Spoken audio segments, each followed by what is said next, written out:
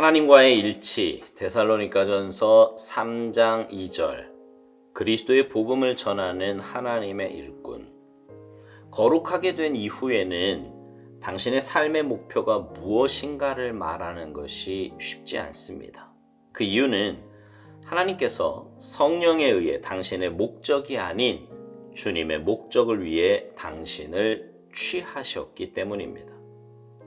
하나님께서 그분의 아들을 사용하셔서 당신을 구원하신 것처럼 지금은 온 세계를 향한 주의 목적을 이루기 위해 당신을 사용하십니다. 만일 당신이 하나님께서 나를 이러저러한 일로 부르셨다라고 하며 당신 자신을 위한 위대한 일을 구한다면 당신은 당신을 사용하시려는 하나님의 뜻에 장애물을 놓는 것입니다. 인격이든 야망이든 자신에게 관심이 집중되고 있는 한 당신의 관심과 하나님의 관심이 일치가 될 수 없습니다. 그러나 자신에 대한 생각을 버리고 이 세상을 향한 하나님의 목적을 위해 나를 사용하시도록 할 때 하나님의 관심이 당신의 것과 일치가 될 것입니다. 이후로 당신의 행로는 주님께 속한 것이므로 당신은 당신의 가는 길을 결코 이해할 수 없습니다. 삶의 목표는 나 자신이 아니라 하나님을 위한 것이어야 함을 배워야 합니다. 하나님께는 그분의 위대한 계획이 있으며 그분은 그 입장에서 우리를 사용하십니다. 주께서 내게 원하시는 모든 것은 주님을 신뢰하는 것입니다. 그러므로 절대로 주님, 이 상황은 내게 너무나 큰 마음의 고통을 줍니다 라고 말하지 마십시오. 이렇게 말하는 것은 하나님의 계획의 문제덩어리가 되는 것입니다.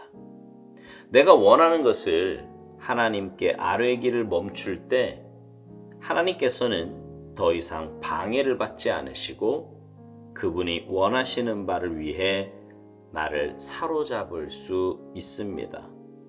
주님은 나를 낮추실 수 있고 높이실 수도 있습니다. 주님은 그분이 원하시는 대로 무엇이든지 하실 수 있습니다. 주님은 단지 내게 주님 자신과 주님의 선하심을 향해 확실한 믿음만을 원하십니다. 자기 연민은 사탄적인 것입니다. 자기 연민에 빠지면 이 세상을 향한 주님의 목적을 위해 쓰임받을 수 없습니다.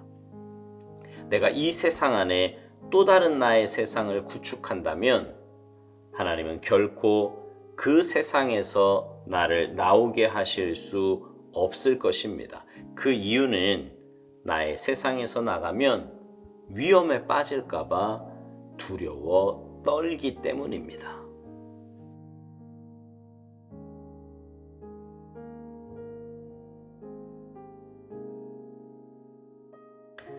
예수 믿는 사람들에게요, 삶의 목적이 무엇이냐고 물어보면 많은 분들이 그렇게 대답을 합니다. 하나님의 영광을 위해서 산다고요. 맞습니다. 우리의 삶의 목적은 하나님의 나라와 그분의 영광을 위해서 사는 거예요.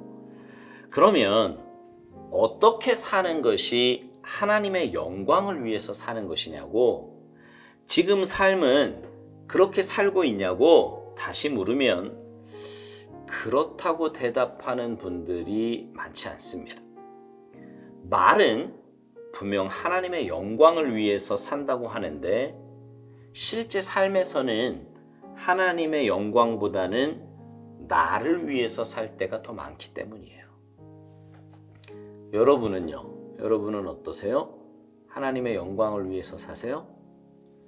오살드 목사님은 거룩하게 된 이후에는 당신의 삶의 목표가 무엇인가를 말하는 것이 쉽지 않다고 말합니다. 그 이유는 하나님께서 성령에 의해 당신의 목적이 아닌 주님의 목적을 위해 당신을 취하셨기 때문이라는 거예요. 하나님께서 그분의 아들을 사용하셔서 당신을 구원하신 것처럼 지금은 온 세계를 향한 주의 목적을 이루기 위해 당신을 사용하신다고요. 그렇습니다. 하나님은 우리를 사용하셔서 하나님의 목적을 이루기를 원하세요. 우리를 통해 영혼을 구원하고 열방을 회복하기를 원하신다 이 말입니다. 그리고 그 목적대로 사는 것이 바로 하나님을 위해 사는 거고요. 하나님의 영광을 위해서 사는 겁니다. 그런데 말은 하나님을 위해서 산다고 하면서 자신을 위한 일을 구한다면 그것은 우리를 사용하시려는 하나님의 뜻에 장애물을 놓는 것이라고 오스왈드 목사님은 말합니다. 인격이든 야망이든 자신에게 관심이 집중되고 있는 한 당신의 관심과 하나님의 관심이 일치가 될 수 없다고요. 여러분 전도해 보셨지요?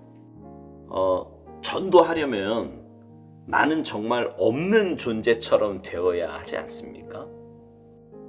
예전에 우리 교회 어느 권사님이 남편을 교회로 인도하고 싶어서 그때 이제 그러고 싶어서 했던 일을 잠깐 나눈 적이 있거든요. 그 권사님은 남편을 전도하려고 정말 간이고 쓸개고 다 빼고 남편 비위를 맞춰줬다는 거예요. 그래서 겨우 교회 한번 데리고 나오려고 그렇게 했다는 거지요. 여러분 정말 전도를 하려면 그 대상이 가족이든 타인이든 철저하게 그 사람이 중심이 되어야지 내가 중심이 되어서는 절대로 열매를 맺을 수 없습니다. 그래도 그렇게 하는 이유는 그것이 하나님의 원하심이고 하나님의 기쁨이기 때문에 그런 거지요. 근데 내가 주인이 되고 내가 중심이 된 사람이 그렇게 할 수 있겠습니까? 내 자존심이 먼저고 내 기분과 감정이 먼저니까 하나님의 관심에 마음은 혹 있을 수 있겠지만 삶으로 실천해낸다? 쉽지 않은 일이지요. 오스왈드 목사님은요, 자신에 대한 생각을 버리고 이 세상을 향한 하나님의 목적을 위해 나를 사용하시도록 할 때 하나님의 관심이 당신의 것과 일치가 될 거라고 말합니다. 이후로 당신의 행로는 주님께 속한 것이므로 당신은 당신의 가는 길을 결코 이해할 수 없다고요. 우리는 그런 고백을 종종 합니다. 나는 주님과 함께 십자가에서 죽었습니다. 이런 고백 하지 않습니까? 만약 그 고백이 정말이라면 내 생각의 중심에는요, 주님이 계셔야 맞습니다. 그리고 주님께서 나를 도구로 사용하심에 감사하며 기꺼이 순종할 수 있어요. 그렇게 살다 보면 어느새 예전의 내 모습은 찾아볼 수 없고요. 하나님의 마음에 맞는 삶, 그런 삶을 살고 있는 나를 보게 될 겁니다. 그러니 내 인간적인 생각으로는 그런 내 삶을 이해할 수 없는 거지요. 그러나 여러분, 하나님의 은혜로 구원받고 하나님의 자녀가 된 우리는 더 이상 나를 위해서 살아서는 안 됩니다. 제가 계속 드리는 말씀이 그거잖아요. 그렇게 살아서는 안 돼요. 우리의 삶의 목표는 오스왈드 목사님 말대로 나 자신이 아니라 하나님을 위한 것이어야 합니다. 그리고 그런 삶을 살기 위해서 주님이 우리에게 원하시는 것은 주님을 온전히 신뢰하는 것임을 또한 말합니다. 주님을 온전히 신뢰한다는 것은 내게 주어진 상황이 어떠하든 그 상황에 대해 원망하거나 불평하지 않는 거예요.